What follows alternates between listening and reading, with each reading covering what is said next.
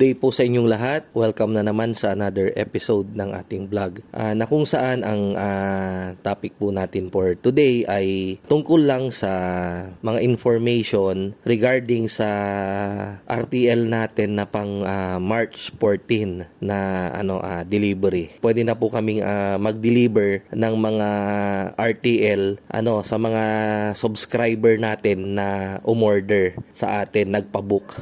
Abangan nyo na lang po. Ipapadala ko po yung mga feeds na kakainin ng mga RTL po ninyo hanggang sa sila ay hanggang sa mag-March 14. And then dun sa mga nagpabook ng package, papadala ko rin po yung feeds, yung vitamins, yung antibiotics, yung CXD3, pamurga. Abangan nyo na lang po yung yung aking abiso kung kailan ko kayo dideliveran. At sa mga dun sa mga nagpabook din, pwede nyo rin po akong tanungin kung kailan yung delivery sa inyo. Direct ko po kayong matawagan o matext.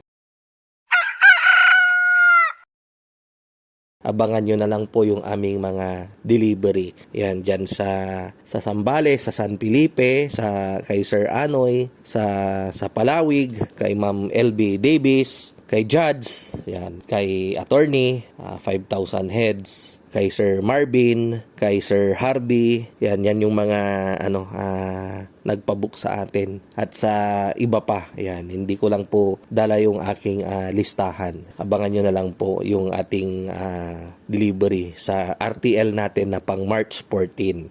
At update ko rin po kayo sa RTL natin na open for booking na pang May 1 ay paubos na rin po.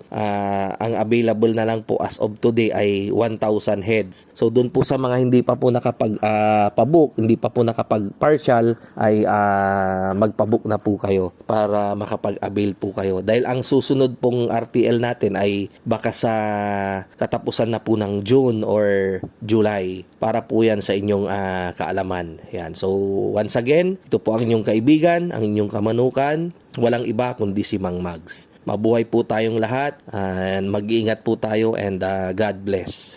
Thank you po.